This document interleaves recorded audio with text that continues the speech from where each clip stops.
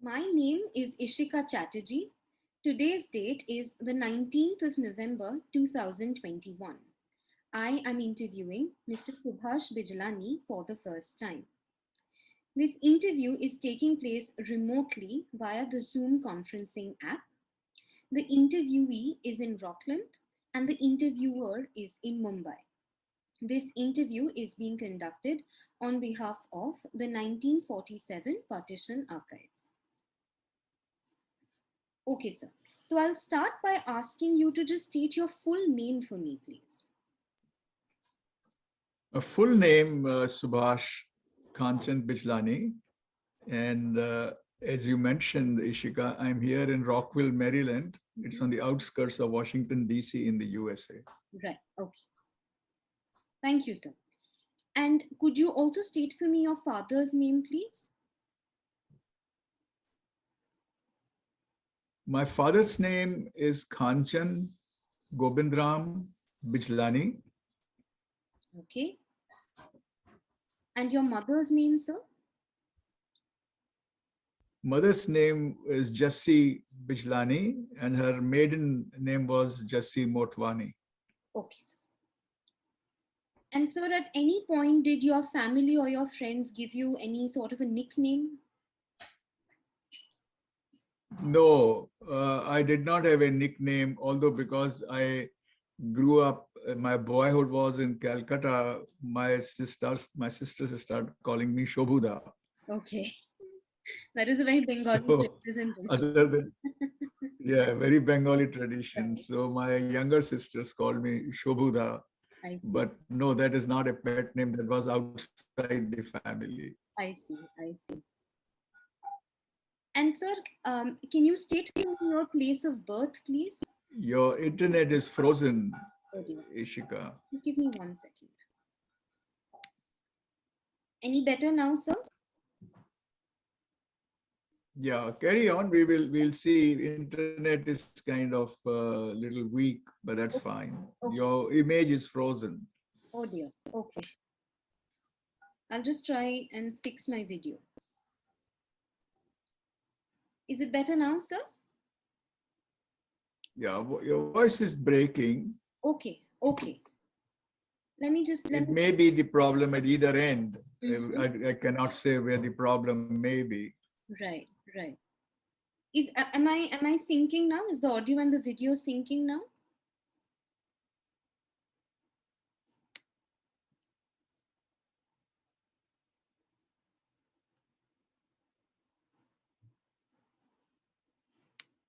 Hello?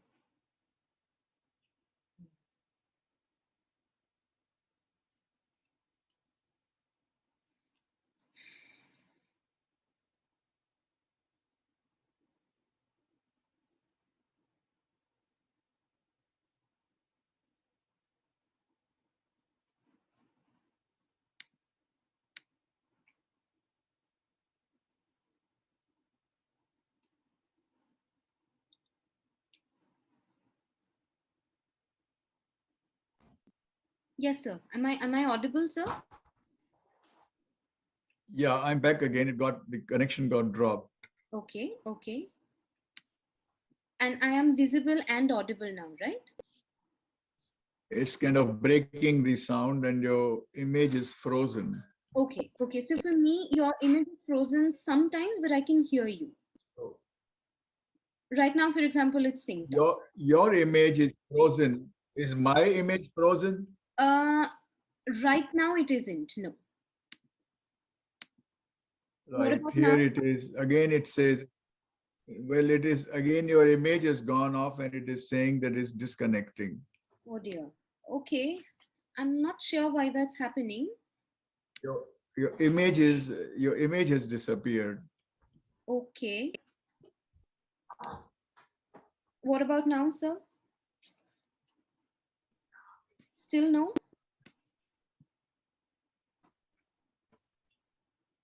Now? Ishika, I Mhm. let me see. Let me change. Okay. Let me disconnect and connect again. Okay. No problem. No problem. I'll stay on the call. Right. I will also change the. Okay.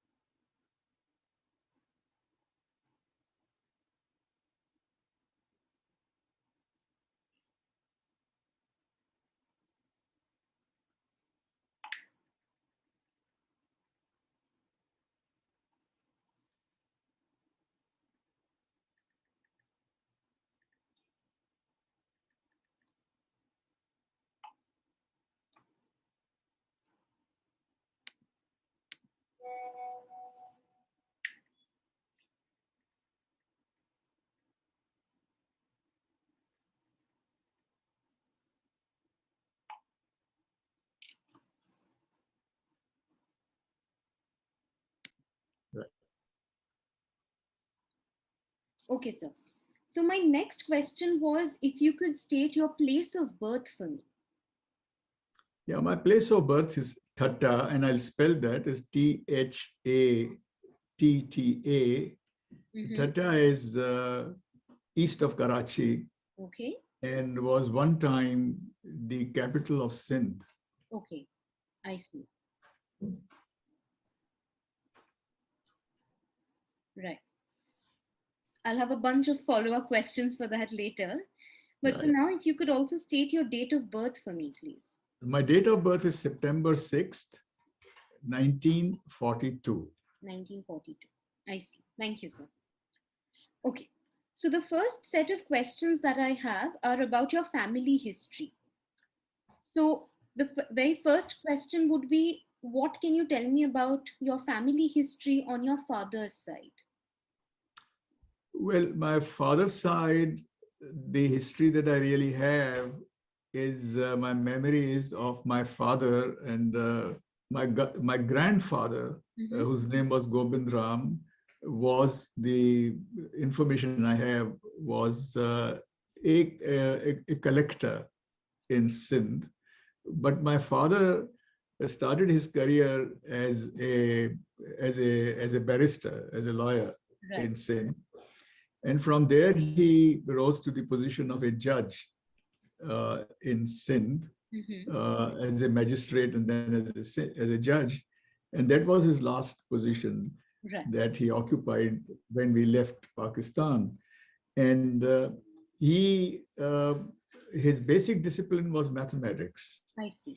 I And see. within that pure mathematics, then he got his master's in in pure mathematics. And from the friends that used to visit us and tell us about him, he was obviously an outstanding student Right. who used to tutor his own class at one time. And then he went to do what was then called LLB. Right. And so he was in the legal profession. I see. I see. Thank you, sir. And can you tell me a little bit about the origin of your surname, about the title Bijlani? Well, there is actually a family tree, Mm-hmm. which some people prepared many years ago, I believe in mid 70s. Right. Right. Someone prepared and sent it to me, and I contributed to that at that Right. time. And it goes back, if my dates are right, around 1657 or thereabouts. There was somebody called Raja Bijaldas. I see. And as the information has it, uh, our surname actually derived from him Right. and was Bijlani, I see. right?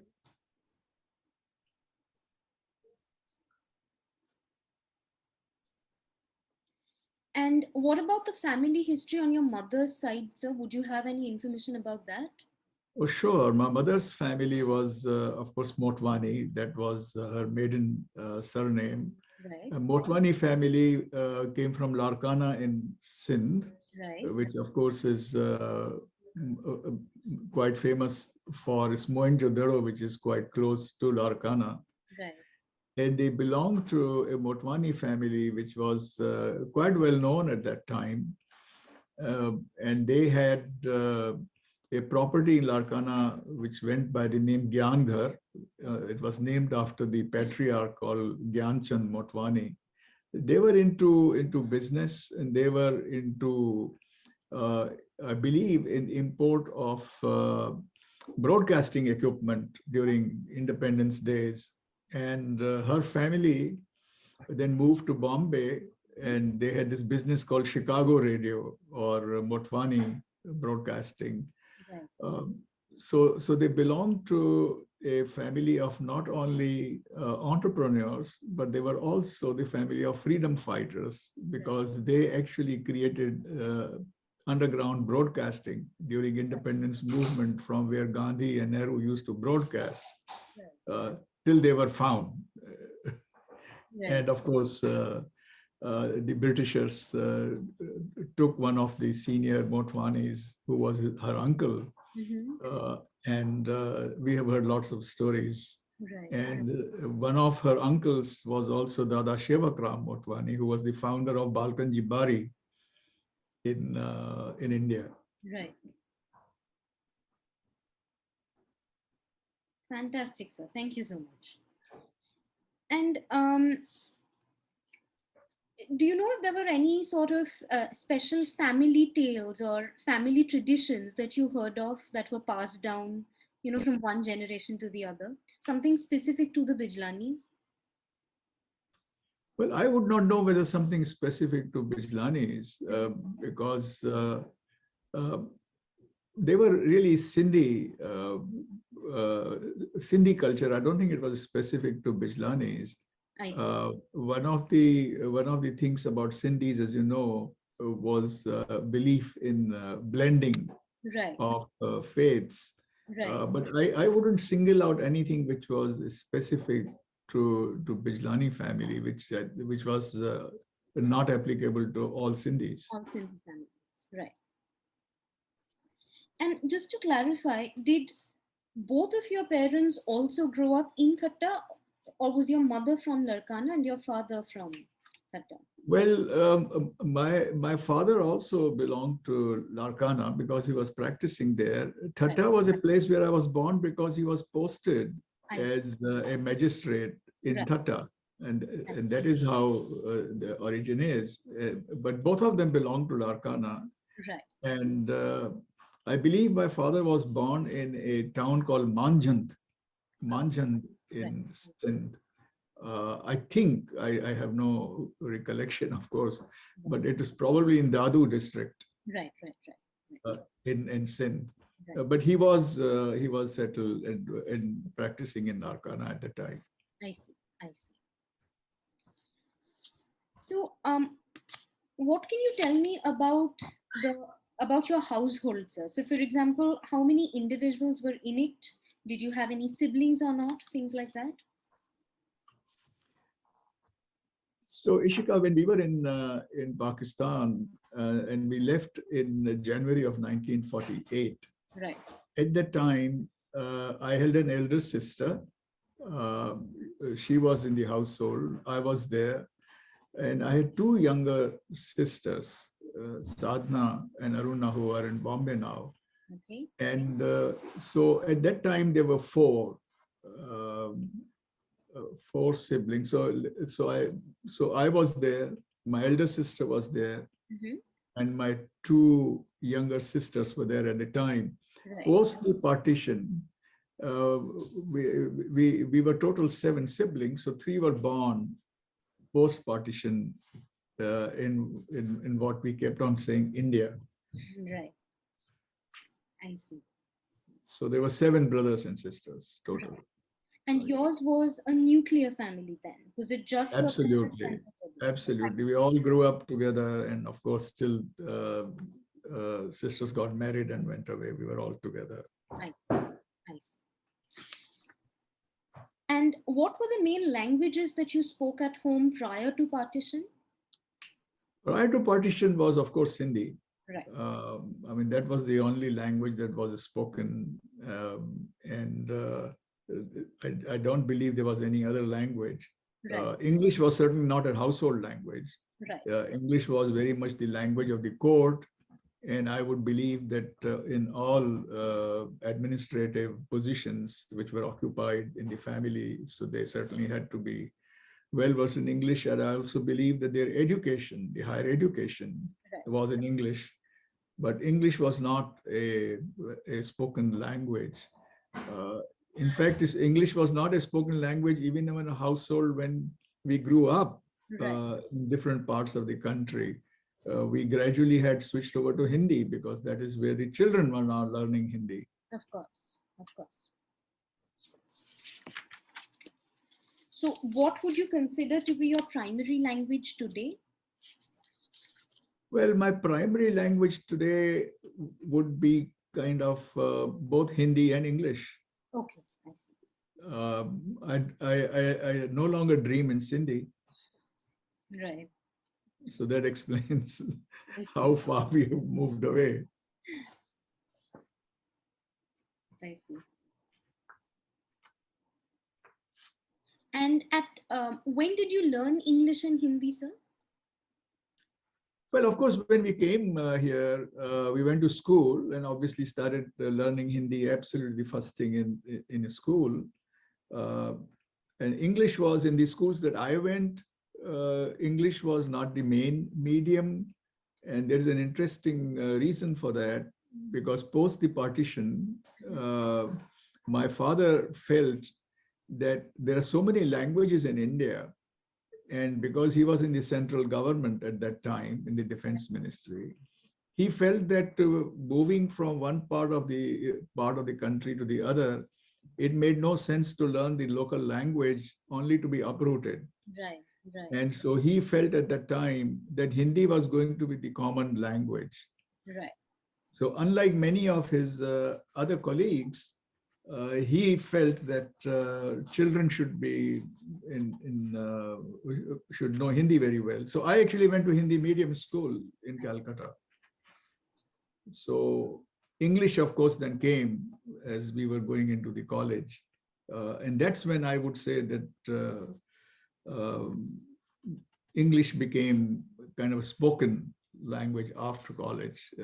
Right. But that I understand was not the case in all the families because they went through what they call convent schools, English medium schools. Right. And of course, in 1947, you were quite young. But if you could describe to me what your day would look like, for example. So, would you go to school or not? Did you have friends or not? Interactions with family, things like that. Well, as you're right, I was very young, very Right. small. I mean, at the age of 5 or just over 5 when I left. But I do have memories of recollections Mhm. of going to school and having a friend teacher come home and of course teaching me Sindhi language at that time. Right. Uh, but my memory of any school in Sindh is very faded. And if I went, I may have gone to kind of what is the equivalent of kindergarten now. I see. So I have a very little memory of my any schooling Right. in Sindh.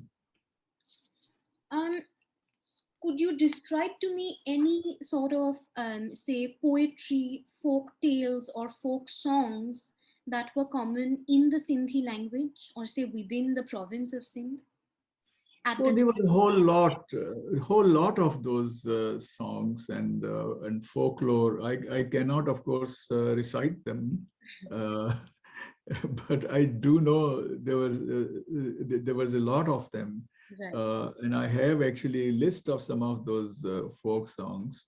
right, Uh, yeah, I remember having those being sung or being played all the time. And as you know, famously, all weddings, Sindhi right, weddings, right. they have specific songs called ladas. Mm-hmm. So those were certainly part of the culture. Right, But there were songs, poetry of Shah Abdul Latif, which is put into music. mm-hmm. So there were certainly lots of these songs that we heard at home. Right. In fact, my very next question was about songs for weddings in Sindh. So you've covered that as well. Yeah, so those ladas are very common, as you have seen, and they carry out a lot. The other thing is that some of those songs or prayers, for example, Jhule Lal, Mm-hmm. Pallav, as it is called, Mm-hmm. is very common. We Right, hear this all the time. right, So there are lots of Sindhi songs right. from those days that are still around, Mm-hmm. and I certainly have a small list of them. Right, I see. And what can you tell us, say, about traditional Sindhi food that you yourself personally really liked and still do, maybe? Well, not only really liked, I still cook it. Oh, fantastic. So yes, some of these traditional Sindhi food is you have Sindhi curry, which is Mm-hmm. made out of besan, which is unlike the Punjabi curry, Right, which has got a whole lot of vegetables and base of besan. right, Uh, And then, of course, you have a spinach, which is, of course, called sai bhaji, which you have, again, very traditional way of making in Sindh, which is with the chane ki dal and with palak. Right. So you have that very special thing. You also have a special, which is kind of not quite a paratha, but it's called koki. Okay. And koki is again made out of wheat flour, but it's very specific to Sindhis. Koki also has a variation, which is a meaty koki, also called Right. Lola or Loli by some, and that is during Janmashtami period they have it. But koki is very much a Sunday morning uh, breakfast. Right. Uh, you also get other things, other few things which are very specific. Of course, the sanna pakoras, which is again pakoras are very prevalent all over India, but sanna pakoras are very specific Mhm. to uh, to Sindhis. They're twice fried. They have onions, potatoes, and anardana, and anything you can think of goes into it. Wow. And so that is Sana Pakoras. They also have a traditional Sindhi Sunday breakfast called Dal Pakwan. Right. Of course. So dal is, of course, then again made in a very specific way. You also get other delicacies in Sindhi food. It's called bhe, which is kamal kakadi or lotus stem. So bhe is cooked in multiple ways Right. in Sindh, which is different from what they do elsewhere. And lastly, because there was Indus River, and particularly in certain parts of Sindh, fish was Right. very common. And what is in the eastern India called hilsa, but it was called pallo. Pallo fish is very specifically cooked in Sindh. So I hope I have whetted your appetite by telling you all You this. have. You've distracted me from all of my other questions now, Okay. especially about Hilsa. You're mentioning Hilsa to a Bengali. All right. Right. And see, so I just wanted to clarify. You were born in Thatta, but you also grew up in Thatta.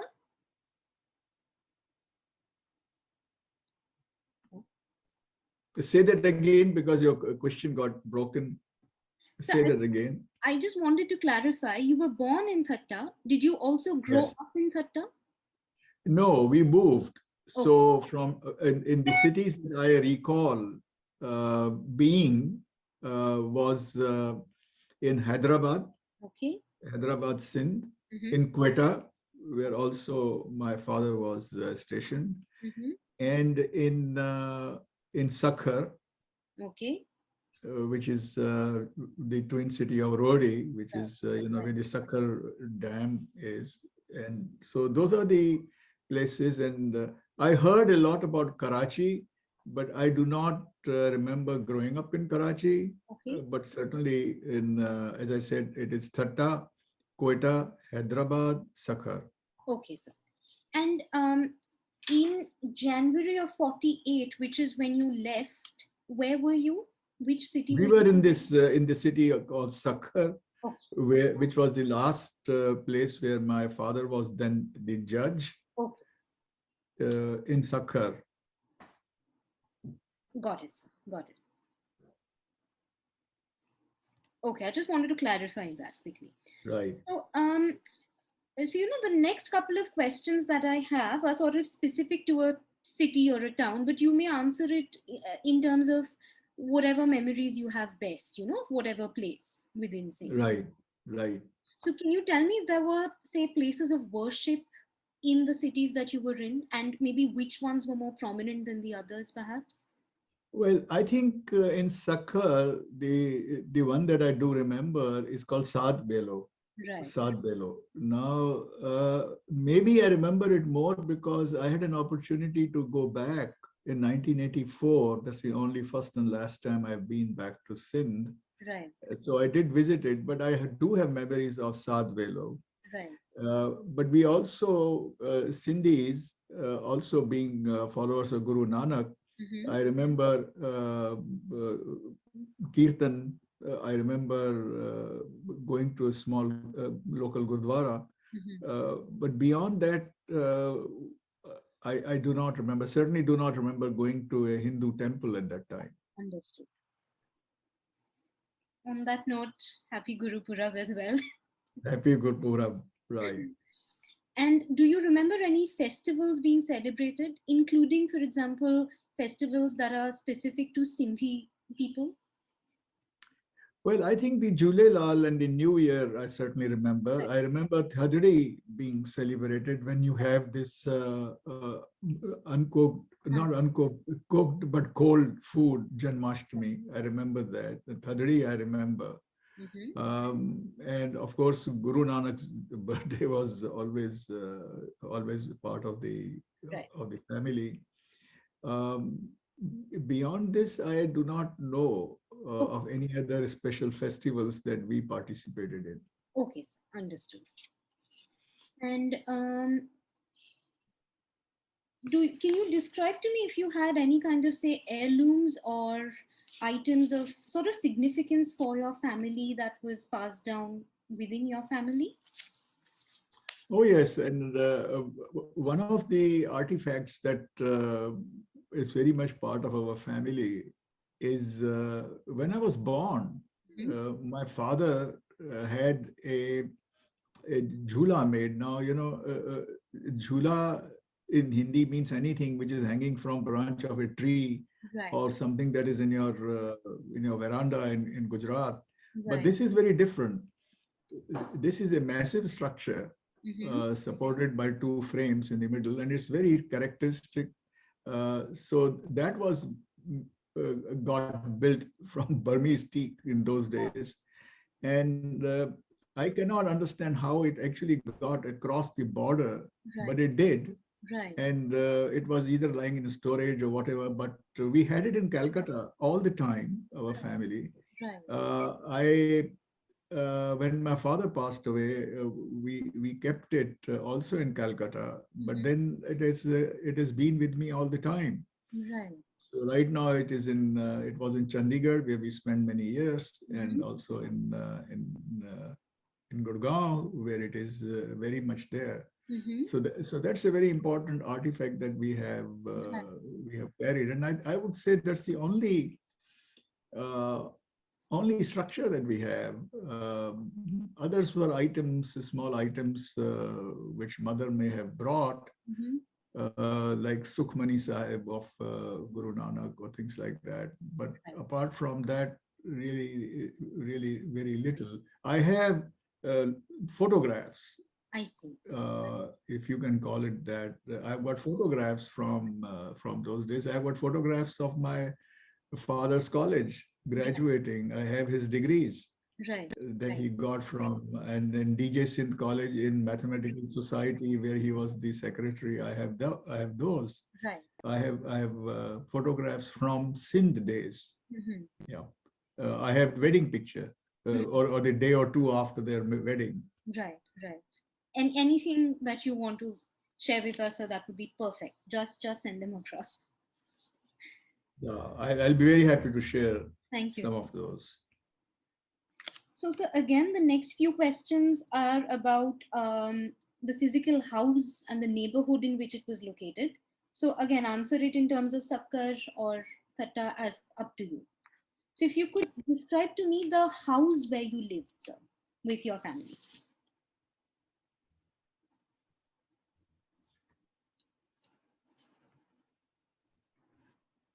All right. So Sakhar, I remember Mm-hmm. with some clarity Mm-hmm. because that was the last place. Right.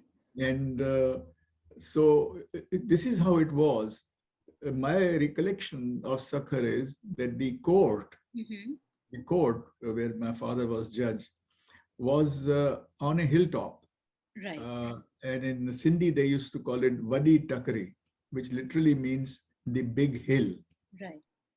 Takri is the hill, Wadi is big. So it was a big hill. Mm-hmm. And the judge's house was on a lower level, which was called Nandi Takri, which means the small. Right. hill. So I do remember that house where you used to, it's not a very steep climb, but it was kind of a dirt road which went up to the judge's house. So I remember the inside of the house. It was a quite a massive structure, this judge's house. And I remember sleeping in the open sky in the summer. We used to go and put up our charpais on the top of the terrace, which of course was a habit some many had in Delhi as well, till the air got unbreathable. Um, so it was beautiful, and I do remember absolutely gazing at stars lying down on terrace. It had several rooms. I do not know how many, but quite a few. Uh, and the other thing I remember was that on the rooftop of this house, there used to be a flag post, which was, of course, flying the Indian flag. Right. And I have a distinct recollection of in August, must be 14th, I imagine, or 15th, when that flag was it was British flag which flew, Right. and it was on the judge's house, Mm-hmm. and it was lowered, Mm-hmm. and Pakistani flag Right. was hoisted. Right. On that hangs another story. And so I remember that very distinctly. I also remember that the staff of some of the staff of the court and of the judge, Mm-hmm. they used to live just down at this Nandi Takri. Right. And so they had their families, their children. And we, as judges' children, would go and play with them. Right. And this I have always remembered, that they were mostly Muslims, Okay. and we played with them, and we kind of almost grew up while. And so this idea at the time of, oh, this is this caste, and as you know, the Sindhis did not have caste system. Right. And this is lower, or this is upper, and this is Muslim, and this is it. It never was mentioned, spoken, or felt while we were growing up.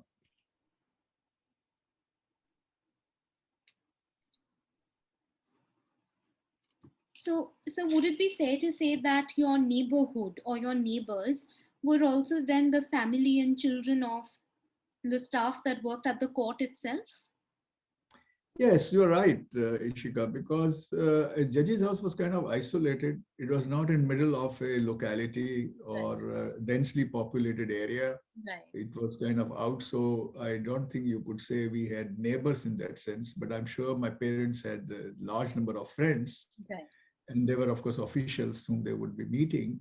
And my father had an office inside, so where some administrative staff would come once in a while. So we really did not have neighbors in that sense. Right. But yes, the administrative staff, which was living, as I say, at bottom of the Nandi Takri, Right. they were certainly, I mean, as we children, we grew up, we weren't really mindful Right. Right. I see. of grown-up neighborhoods. Right. And I'm a little, I'm sorry, I just need to look down a little bit sometimes for my Go notes. ahead, go Thank ahead. you. And can you describe what Sakkar was like as a city prior to partition? What was the culture or the collective life of the city like? I have very vague memories. Right. I have very little memories of. I mean, I do have a recollection of going through streets and with parents, and I also remember being in a tonga, Mm-hmm. because I mean, this was not the days of cars those days. Right. So apart from that, my memory of Sakha would be too faded Of to course. recollect.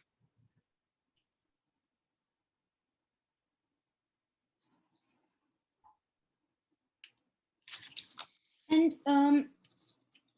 so, my next question is about sort of what you remember of British rule or what you remember of law enforcement But you've already mentioned, for example, that a British flag would be flown, so would be hoisted.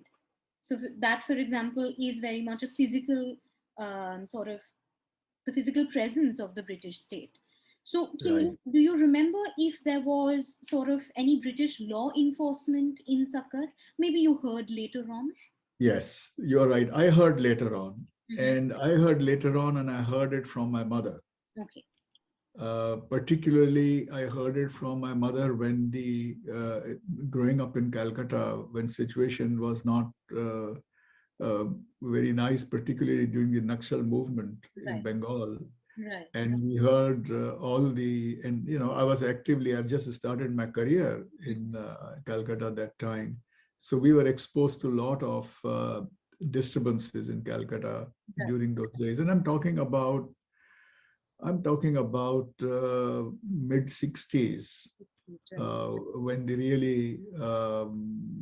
Naxal movement started rising. Of course. So she would always talk about the law and order in Sindh Right. days.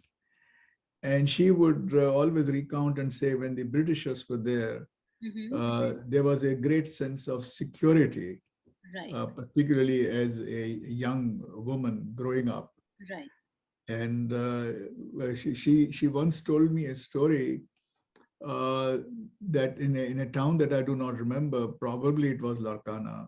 Mm-hmm. She said that there was this story was that there was a young lady who Mm-hmm. was late at night, all alone, Mm-hmm. going back from somebody's house, Mm-hmm. and she was all bedecked with the jewelry. Right.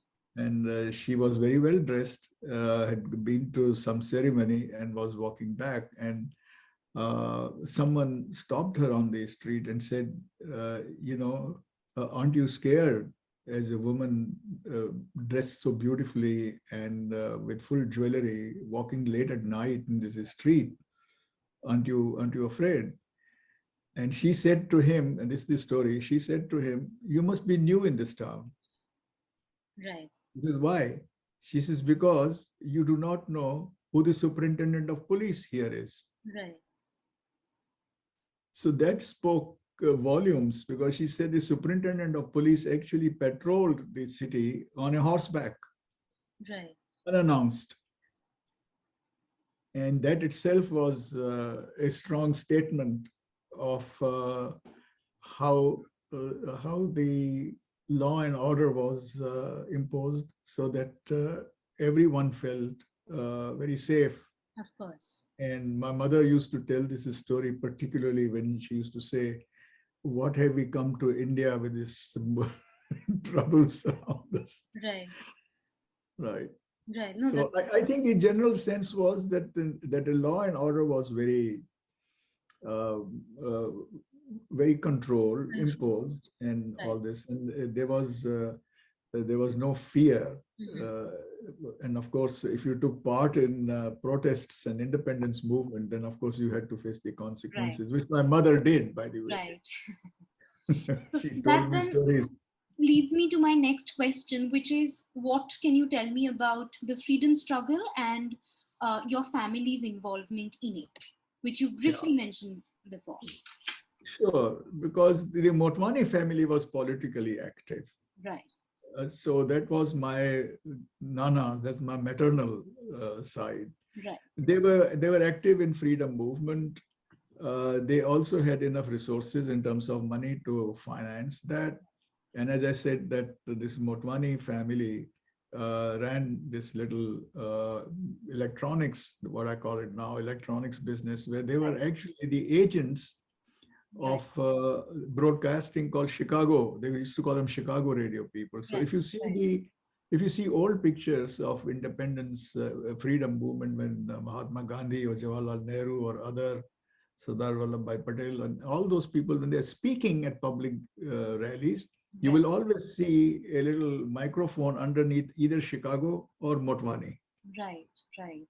So they provided all that equipment, Mm-hmm. and they were, of course, supporters of Congress. So I'm sure they did good business. Mm-hmm. But they also used that to create a clandestine underground broadcasting station for the Congress Right. at that time in the freedom movement. And the Britishers did not know where it was coming from Right. till Right. they actually discovered it. And as I said, that Nanak Motwani, who was the person who was the guy leading this, he was arrested and, of course, um, forced to confess or something, or whether he confessed or not, I do not know. Right. And then the other person who was very, very active and is well remembered because he's the founder of Balkanji Bari, Mm-hmm. uh, for children. Balkanji Bari chain was started by him, Dada Shevak, and he went to jail for many years. He was the only family member of the Motwanis who did not go into hiding and actually courted arrest. Right. He then did a lot of social work in Maharashtra amongst the tribal areas. Mm-hmm.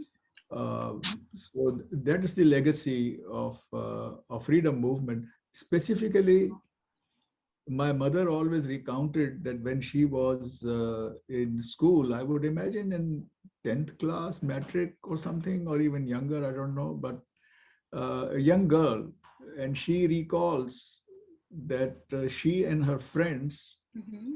all of them gave up their clothes, which were imported that time, and wore only white khadi saris. Mm-hmm. That was one thing they did. The other thing they did, which I cannot fathom till this day, is that they actually went and protested and stopped trains because they were carrying British soldiers. Right. Right. So she remembers she and her friends went and laid down on the railway track. I see. And even today, when I think of this, I cannot fathom Oh, my daughter or my granddaughter ever going as far as that. right. So yeah, they were very strong about freedom movement, Mm-hmm. and I have also to tell you that such so strong was their feeling about freedom movement Mm-hmm. that I'll tell you a small anecdote which is narrated to me by my mother multiple times when she was living. Mm-hmm. Uh, According to her, Netaji Subhash Chandra Bose Mm-hmm. came for breakfast at one of the Congress sessions Right. to her father's house, Ah, okay. who was the local Congress kind of chieftain or Right. leader in Larkana. Right. So she said he came there for breakfast, and she, of course, they weren't allowed to sit with these strangers. So she said, I peeped and looked at him, Uh-huh. and she was so overawed by this young man's charisma Right. that she decided that if and when she has a son, she will name him Subhash. Fantastic. So I asked her once, I said, what happened if it was a girl? So she said, oh, I had already made up my mind. That will be called Subhashini. Wow. So, so it's interesting to remember that. And then, of course, she was very, very taken up by Subhash Chandra Bose. And it's such a kind of coincidence Mm-hmm. or irony of fate that when we were living in Calcutta, we Mm-hmm. were living extension of Elgin Road, Okay. and that is the Shambhunath Pandit Street, where that was extension of Elgin Road. And Elgin Road is where Netaji Subhash Chandra Bose lived. Wow. So we went to multiple times. We went and visited his home from where he had escaped, Right. and so we visited that home. And I could not imagine the coincidence of my mother recounting her freedom struggle days of Netaji Mm-hmm. and naming her son after him, and then living a stone's throw from his house. Are you sure she didn't pick the street on purpose?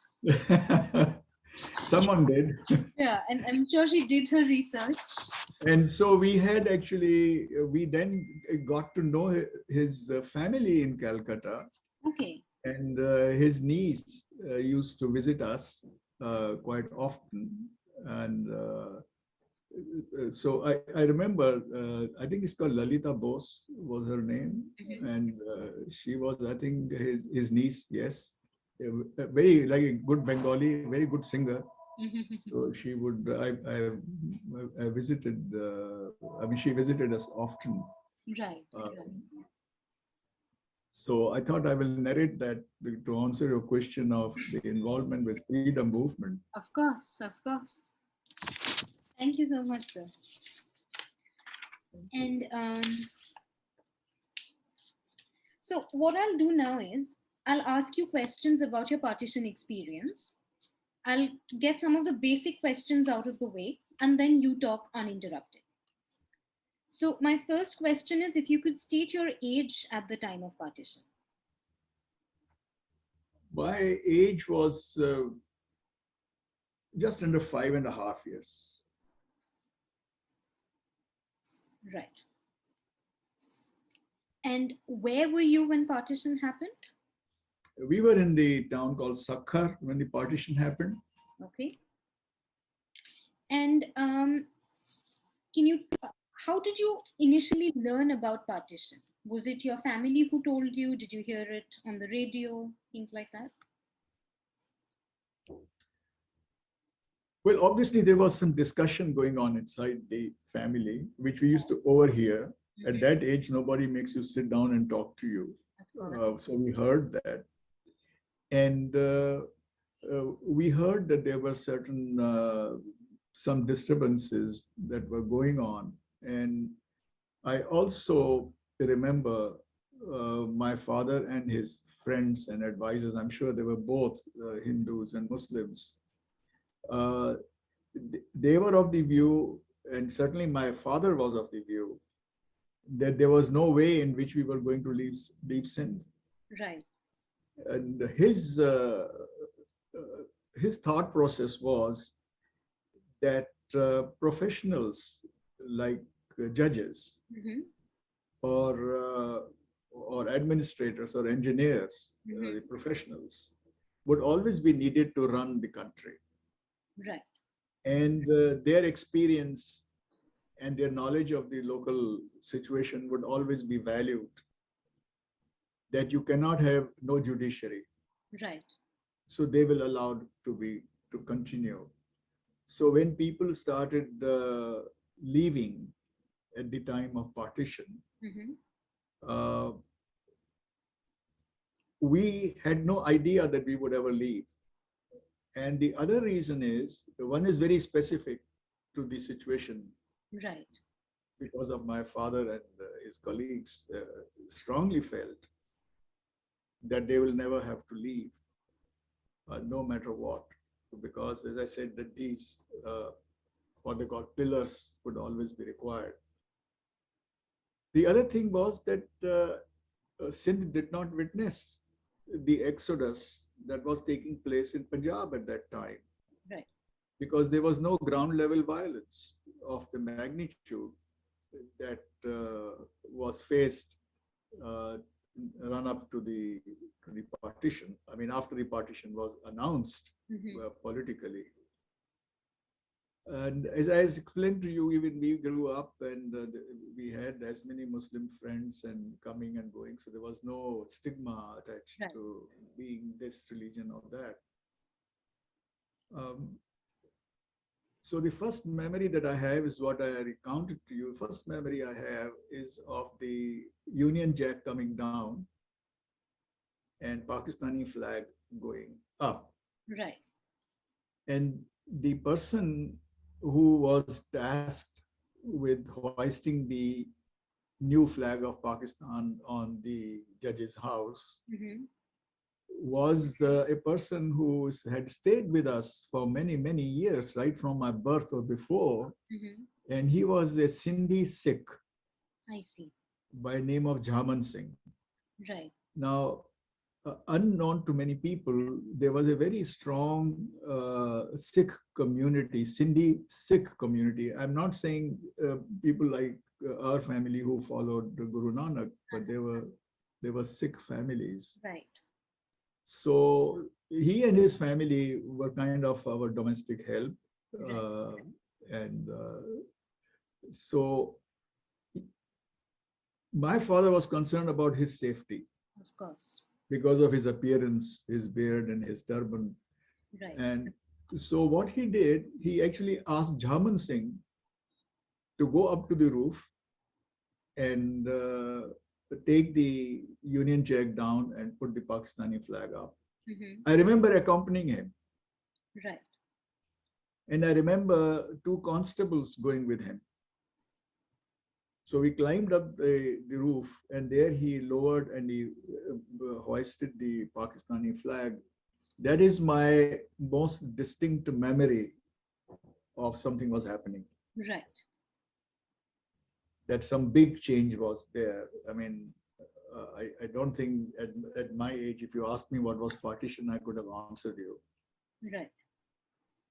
So that is very much there. The other memory I have is when finally the developments actually overtook any thinking at that time, and that was a very large number of people displaced from India, Mm-hmm. the Muslims displaced from India, Mm-hmm.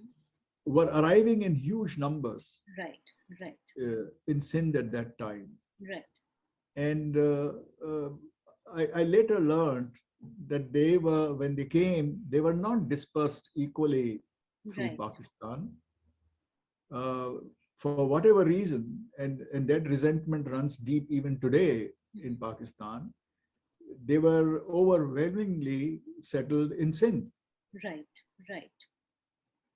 Uh, I do not have numbers, but I think almost to the equivalent of one-fifth or quarter of then population of Sindh Right. were these people who came from Sindh, from India, and they were uprooted. Right.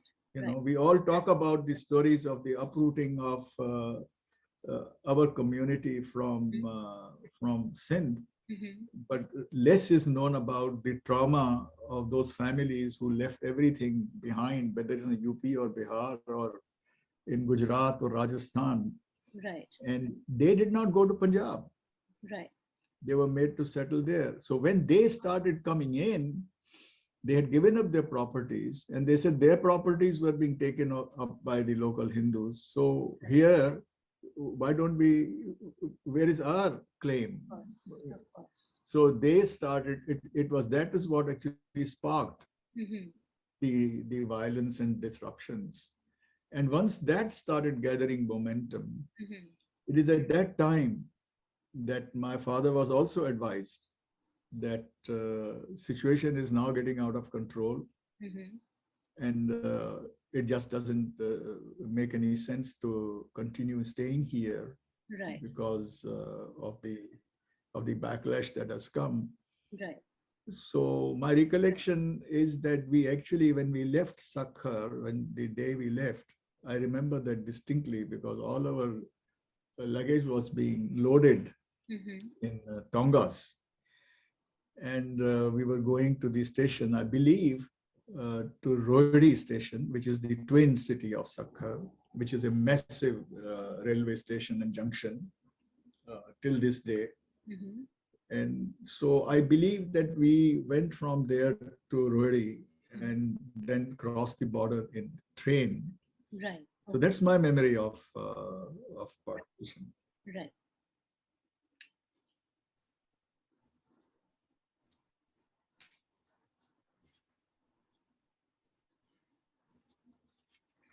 So, sir, this was your eventual migration was in January of 1948 then. That's correct. Okay. And I just want to clarify the migration route. So from Sakkar, you went to the twin city of Rohde in a Tonga, and then you took a train to cross the border. Uh, And what would your Now point that be? is the thing. Now we of course crossed the border. I do not know Okay. where we actually crossed, what station it was, what we Mm-hmm. crossed. I have no idea. Mm-hmm. But I think it was into, I would imagine it was into Rajasthan. Okay. whatever was the first station. Once I looked at the map Mm-hmm. and I looked at the rail tracks and I tried to think what it was, but whatever was first station, we must have crossed there. Right. I see. I see. And can you tell me a little bit more about your journey, sir? So this train journey, how long must it have been? I do not know how long it must have been, but I remember the train journey. Mm-hmm. It stopped at many places. Mm-hmm. And one distinct memory I have is that when we were in the compartment and with the small children, and my youngest sister, Aruna, Mm-hmm. she must have been like a few months old. Right.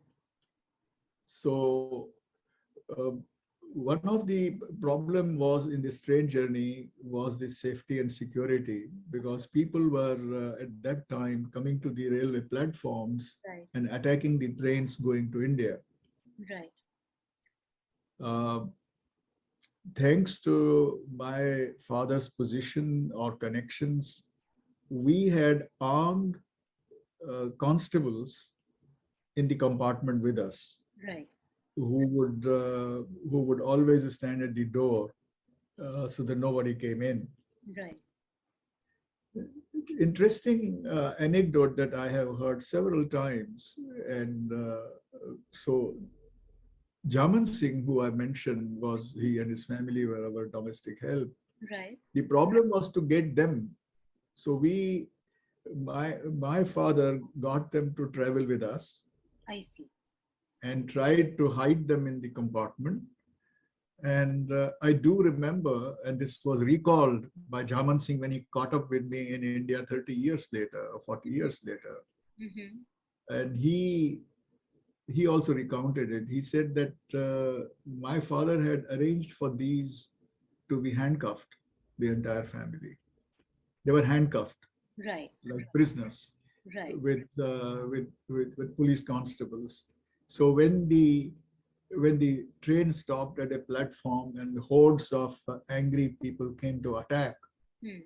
the police said to them, "You cannot touch them because they are our prisoners, Right. Right. and they are going to be punished. You cannot touch people who are under our own custody." And that is how the local Muslim police protected the family and the Sikh family and got them safely across the border. Right.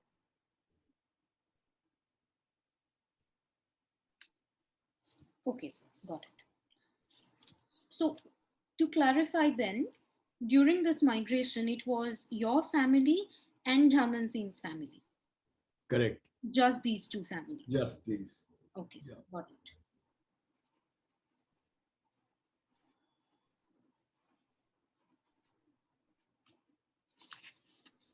And do you know of anyone who stayed behind in Sindh? Anyone who chose not to migrate? Yes, I do remember, because that was my father's mama, Okay. mother's brother. Right, right, Now he stayed back in Larkana, and that is one of the reasons we were not leaving, because he was saying you should never leave. right, right, right, And but he was in Larkana, we were in Sakhar. But it was very clear that he said that I'm not going to leave. right. Now he was getting on in years, Mm-hmm. but he said no. There is no way. These are my people. This is where I'm not going to leave. And people said to him that, you will be killed. Right, He said, I would rather be killed in my own soil than some place I do not know. So right. he had a son Mm-hmm. named Hari Daryani. Mm-hmm. Now, Hari Daryani became very well known because Hari Daryani is one of the Sindhi language's top poets. Right, right, right. Uh, he calls himself Hari Dilgir. Mm-hmm. So under Dilgir's name, he has written some outstanding poems. He's of course Sahitya Academy Award winner, but he was a civil engineer. Mm-hmm.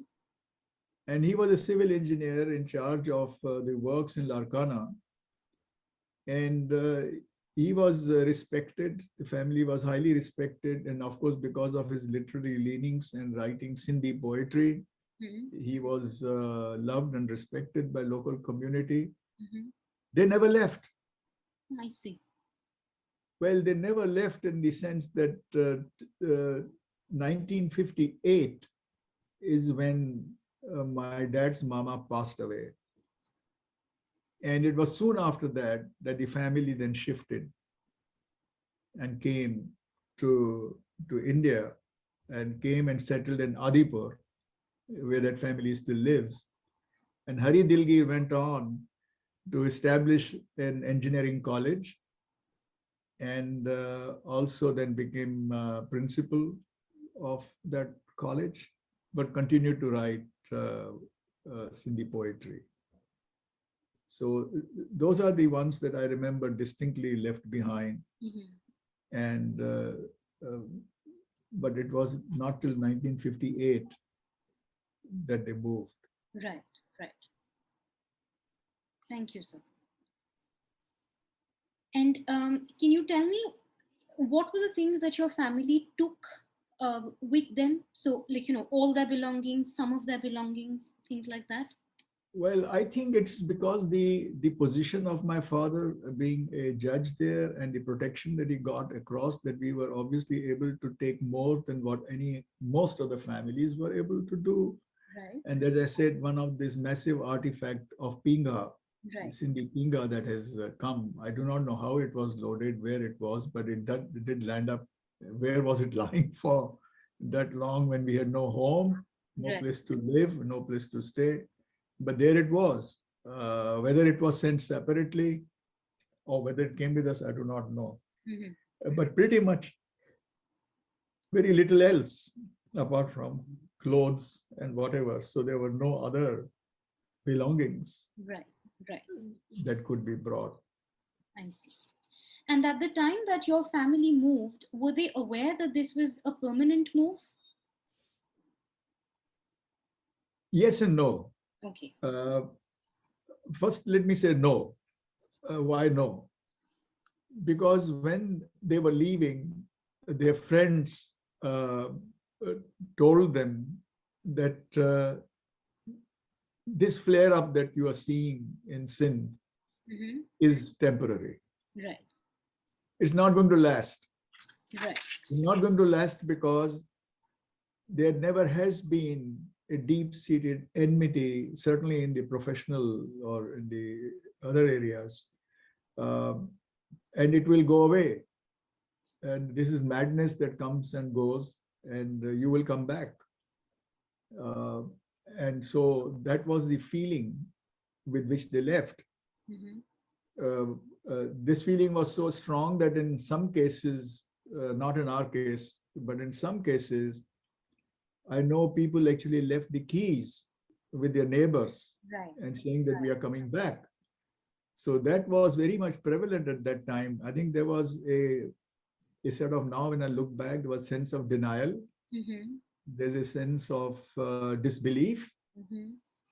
and there was a hope that things cannot be bad.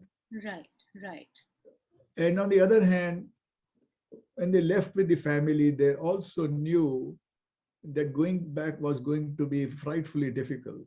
right, So I think it was a sense, it is a sense that our generation is not able to really capture.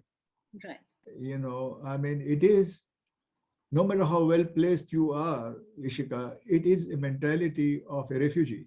right, right, And why I say that is because a refugee is a person who has lost or got a disconnect with his own statehood, identity, culture, language, call it what you will. right.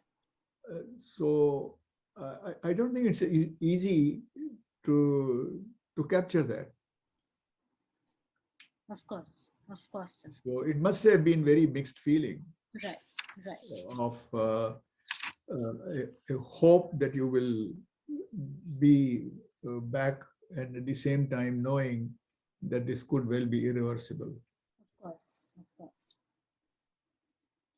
So, sir, again, of course, you yourself were quite young, but can you tell me a little bit about? Actually, no. Before I get to that question, I need to clarify one other point. So, Okay. you mentioned that the train went to Rajasthan. Can you tell me what was your first sort of permanent residence in India after partition? Well, there was no permanent residence, but as I said, the my mother's side was were very well established. They had this famous called Gyan Bagh, as they called them in Larkana. Right, They had orchards and they had a whole lot of and I was told many years later that the Gyan Bagh was quite close to Bhutto's right. property, Larkana was where the Larkana. Bhutto So they family were was from. so they had already established a strong presence in Bombay, in Khar, on Mm-hmm. 16th Road. I remember that. And on Khar, they had a massive house. Mm-hmm. So most of immediate relatives were really going into Gyan Ghar, as they used to call it. Okay. So we all went there. Okay. We lived, we stayed there when, to provide a base so that my father could start looking for a position or a job. Okay. So that's where we went to Bombay. Right. But you also frequently mention Calcutta, right? Right, So right. did you? So let me explain how Calcutta came about. So I think it was in 1948 when we must have gone and stayed at Gyanghar Mm-hmm. that a position came up in Bombay, because, as you know, a lot of refugees from Sindh had come and temporarily set up in camps, what is Right. now called Ulhasnagar or in Right. Kalyan. Right. If I recall, they were kind of army barracks at that time, or whatever. But this is where the refugee camps were set up Mm-hmm. temporary. And he started looking for a job, and the job that he got was called fact finding officer. Okay. And the fact finding officers were appointed, two of them in India. One Mm-hmm. was appointed in Punjab, Mm-hmm. one was appointed in Bombay. Mm-hmm. And the idea was that they will receive the claims of displaced persons, as they Right. wanted to call themselves. They will record their evidence, and with judicial background, they will record their evidence, authenticate their information, and then pass it on for whatever settlement they had to have in India. I see. So he got position as a fact finding officer, and his counterpart in Mm-hmm. Punjab, whose name was Chaman Lal Pandey, he Mm-hmm. was doing the similar work because he had moved from Lahore Right. or thereabouts. Right. And so he was carrying on with this work. And then one day, suddenly, it was announced that the positions were being abolished. Okay. And my father recounted that many years later. And he said the reason why they were discontinued suddenly is because story is that Muhammad Ali Jinnah had called up Jawaharlal Nehru, and Mm-hmm. he said, we also have fact finding officers, Mm-hmm. and their findings are creating more emotion. Right. Right. They are just, they are kind of opening up the wounds, because people are now recollecting, people are now Right. recounting, people are exaggerating and Right. everything. So my father found himself out of job. I see. That is at it is at that time, then, this is where the connections and networks come in place, Mm-hmm. and all refugee survival is based on that. So he had a classmate in Sindh. Mm-hmm. And she went on to become an educationist, and her husband was a psychiatrist. So they had moved from, they had escaped from Lahore under very difficult circumstances. And she was now the principal of girls' school in Delhi, Gold Market. Mm-hmm.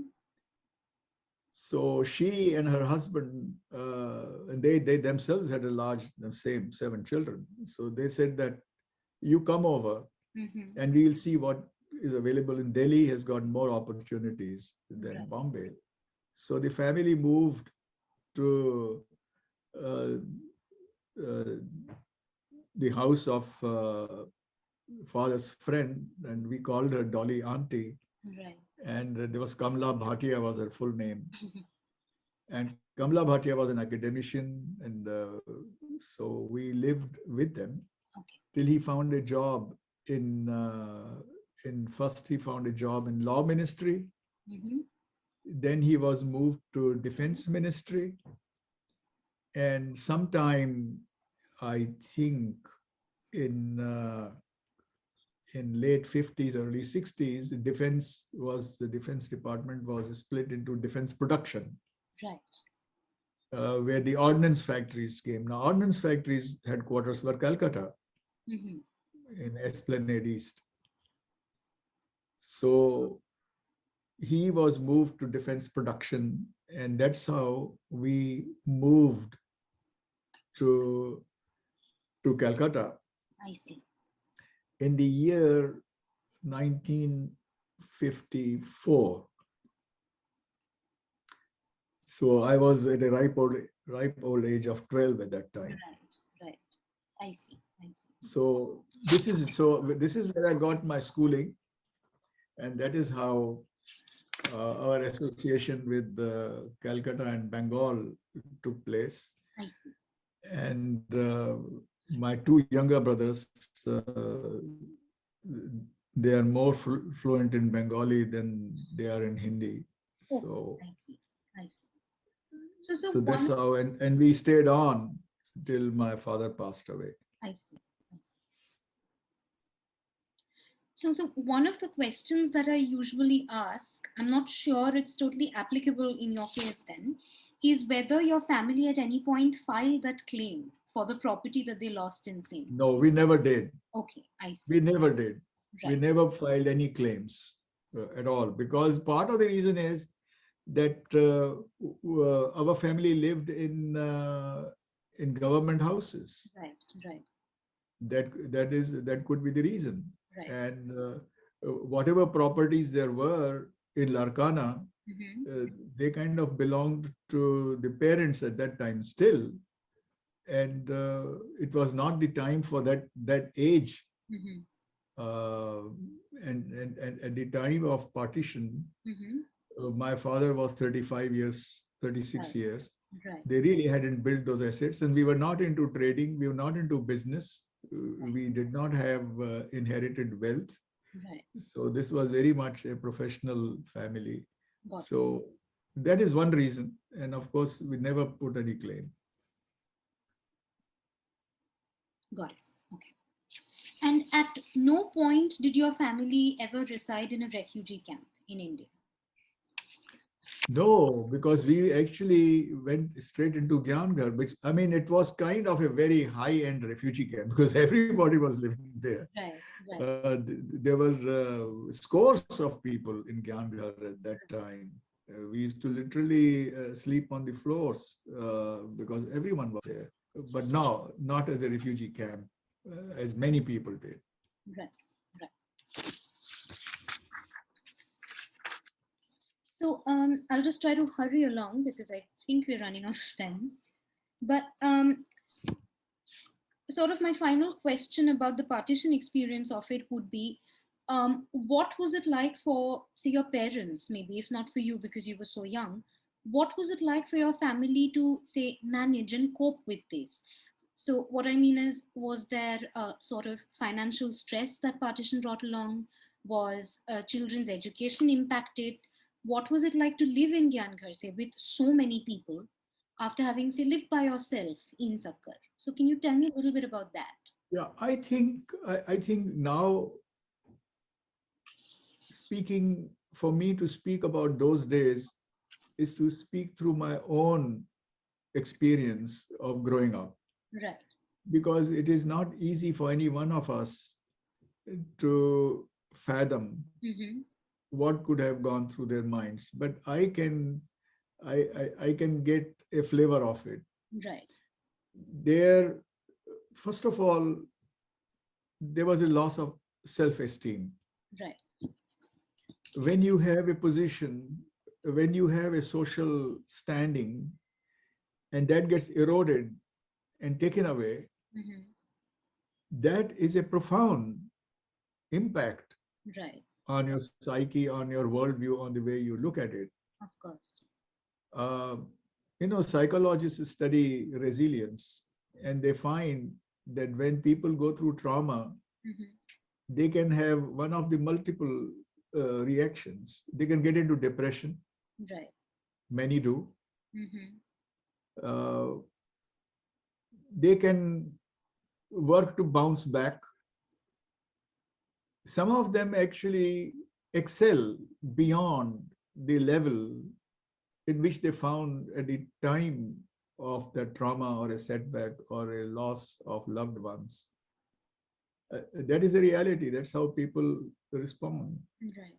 So I think what my parents and people of their generation did was to actually work hard to bounce back because Right. they had a family to raise.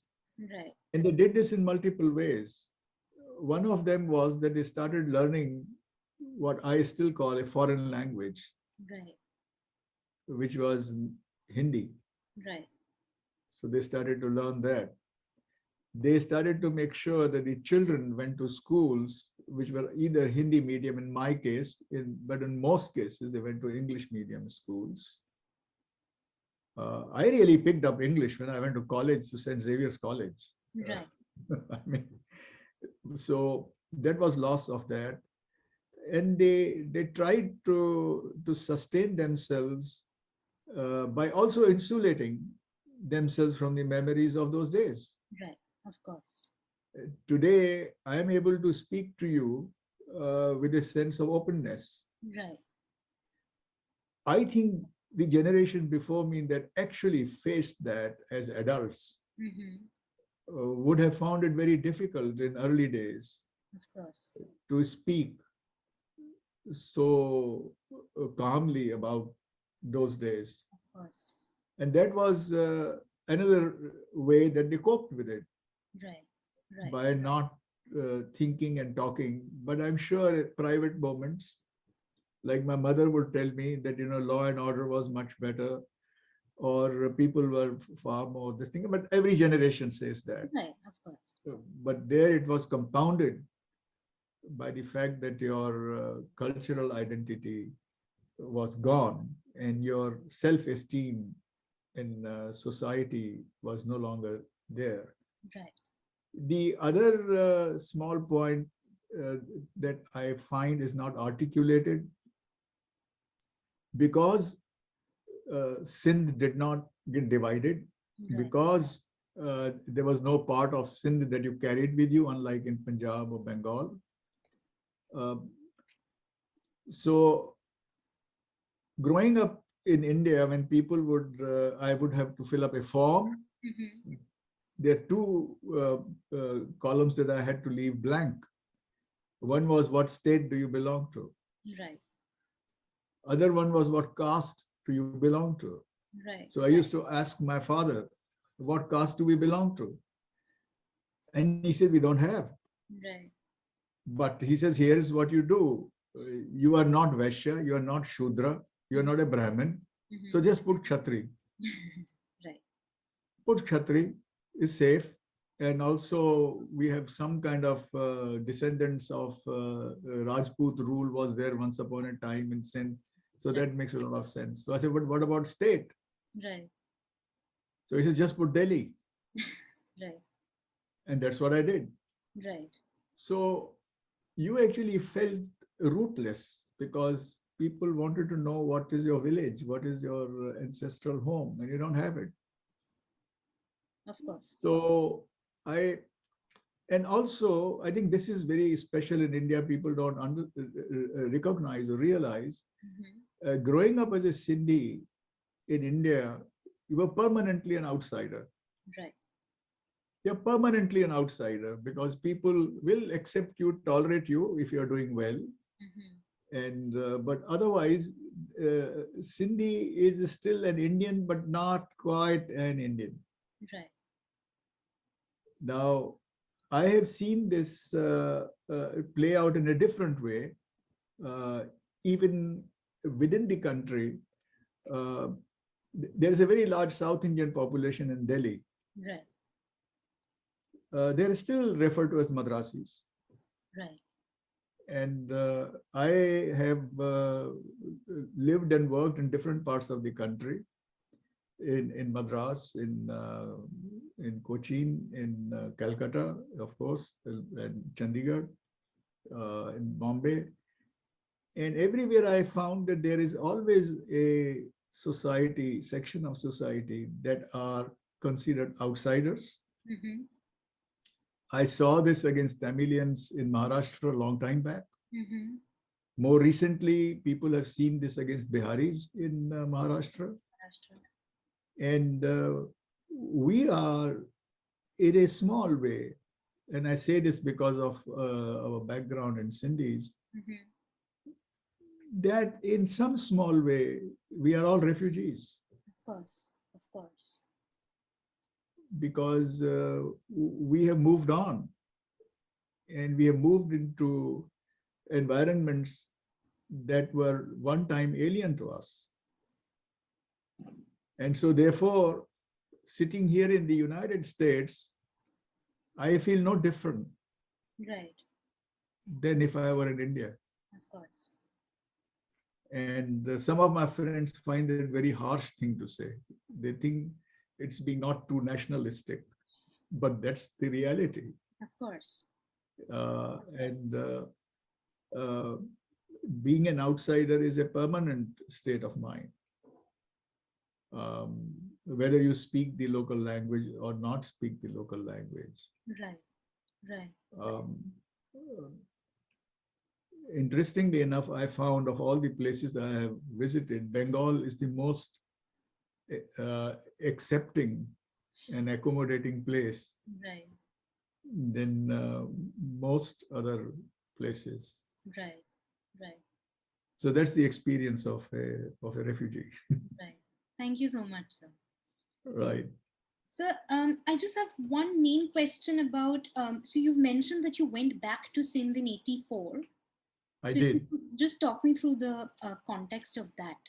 The context was simple. I was at that time the chief executive and managing director of a British company in India. And we were into capital goods, so used to make high speed precision machinery. That was my specialization. I'm an engineer by training. So I had met with some people in Switzerland in a pharmaceutical company.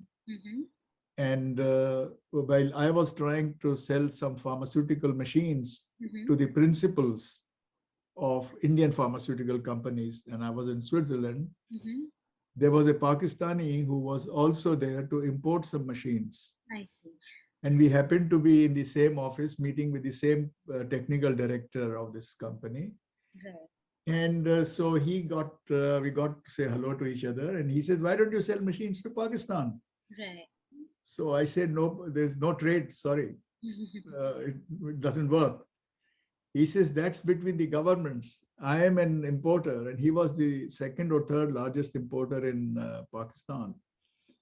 So he says, I'm inviting you and you come, and we'll see why we should not buy machines from India.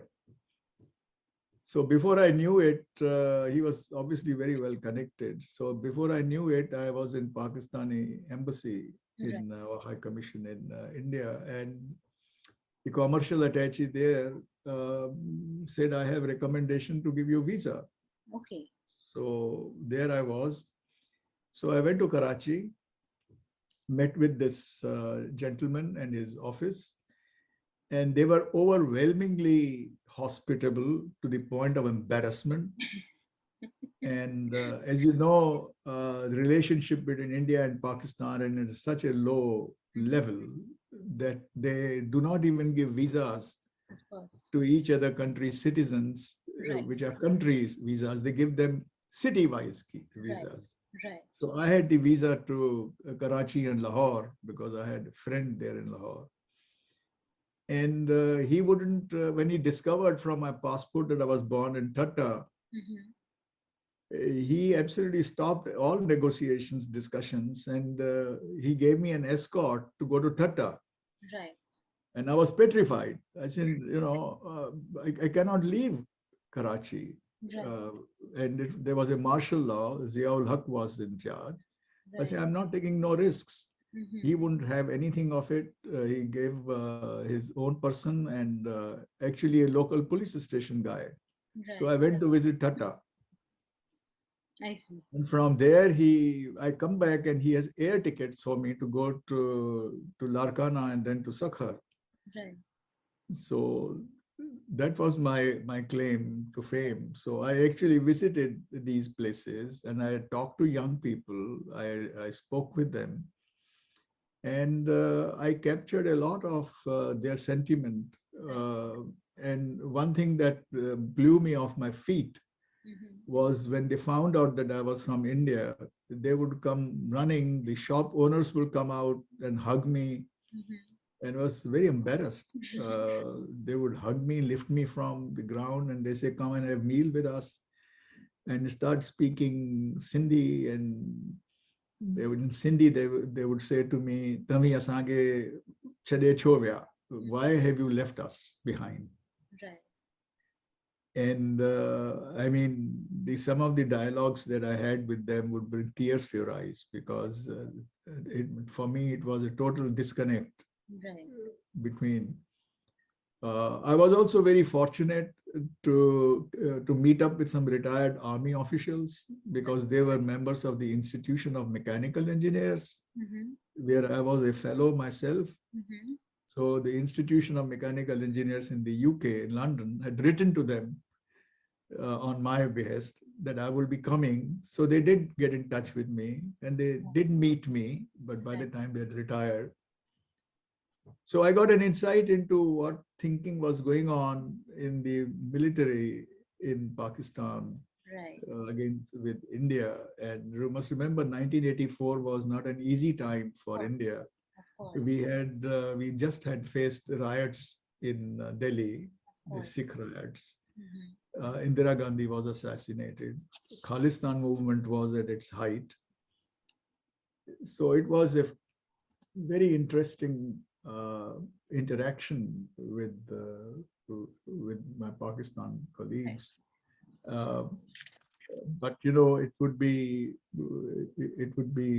fantastic to visit Sindh and to see what their worldview is of course. now, because they kept on saying to me that we feel abandoned with this community gone Right, because what it has been replaced with is an alien and a foreign people. uh, called Mohajirs. Right, right. Absolutely. So that was an interesting. And again, talking about Mohajir, I wonder if you have heard of or read this poet Hmm. called Munawar Rana. Okay. I haven't, sir. Munawar Rana is a renowned Indian Urdu poet, Sahitya Academy winner. I think he passed away recently. Hmm. He has written what is probably the longest Urdu poem, and it is all about Mohaji. Right. And I have it here. Does it fit your scheme of things if I read that? Absolutely, sir. So I'm going to read this poem. Please do. First, Please I'll do. read it in the way it's written. It's in Mhm. Urdu, but then I'll translate it for you in English. Right, right. And it sums up a lot of things that you have asked today. Okay. And as I'm saying, that a lot of us, no matter where we are, we carry a small sapling of being a refugee Right. within ourselves. Right. So he, I think, went to Pakistan and he looked at that local community of Muhajirs who had left everything behind in India. Right. It's not something we talk a lot about. We only talk about people like us who left their positions and their belongings back, but that was reciprocated in Pakistan as well. Right. So here goes. Right. This is by Munawar Rana. Mm-hmm.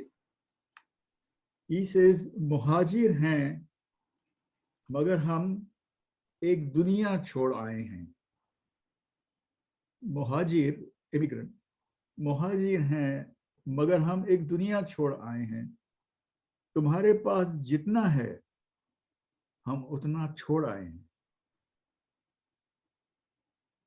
कहानी का ये हिस्सा आज तक सबसे छुपाया है. कहानी का ये हिस्सा आज तक सबसे छुपाया है कि हम मिट्टी की खातिर अपना सोना छोड़ आए हैं. परिंदों ने कभी रोका नहीं रास्ता परिंदों का.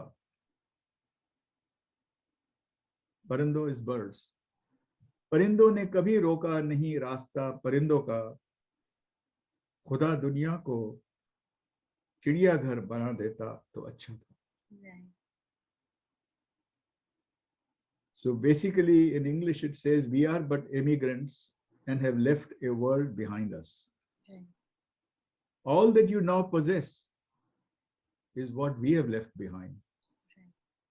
The part of our tail we have concealed all along. Right. That for the sake of this soil, we abandon our gold. Right. Birds never stop the paths of other birds. Birds never stop the paths of other birds. How we wish God had made this world a sanctuary of birds. Right. Thank you so much, sir. Thank you, Thank you so Ishika. much. Thank you Thank so much. you. That was quite possibly one of, I think, the best moments I think I've had while talking Okay. to So I am going to share with you some images. Mhm. I will title them and I leave it to your judgment how you want to or not want to use them. Yeah, I will use all of them, but Well, okay. I'll leave it to you, Okay, sir. Ishika. So It's any it's a other pleasure to get to know thank you you, so much, sir. and I Same hope you'll here. stay in touch. Absolutely, sir. Absolutely. No, And sir, thank you. you have my contact. Feel free to reach out at any time. The I do.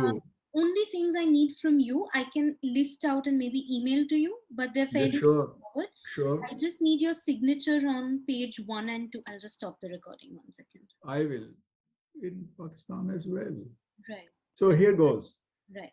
This is by Munawar Rana. Mm-hmm. He says, मुहाजिर हैं मगर हम एक दुनिया छोड़ आए हैं. मुहाजिर, immigrant, मुहाजिर हैं मगर हम एक दुनिया छोड़ आए हैं. तुम्हारे पास जितना है हम उतना छोड़ आए हैं. कहानी का ये हिस्सा आज तक सबसे छुपाया है. कहानी का ये हिस्सा आज तक सबसे छुपाया है कि हम मिट्टी की खातिर अपना सोना छोड़ आए हैं. परिंदों ने कभी रोका नहीं रास्ता परिंदों का. परिंदों इज बर्ड्स. परिंदों ने कभी रोका नहीं रास्ता परिंदों का. खुदा दुनिया को चिड़ियाघर बना देता तो अच्छा था. Right, So basically in English it says we are but immigrants and have left a world behind us. right. All that you now possess is what we have left behind. Right. The part of our tail we have concealed all along. Right. That for the sake of this soil, we abandon our gold. Right. Birds never stop the paths of other birds. Birds never stop the paths of other birds. How we wish God had made this world a sanctuary of birds. Right. Thank you so much, sir.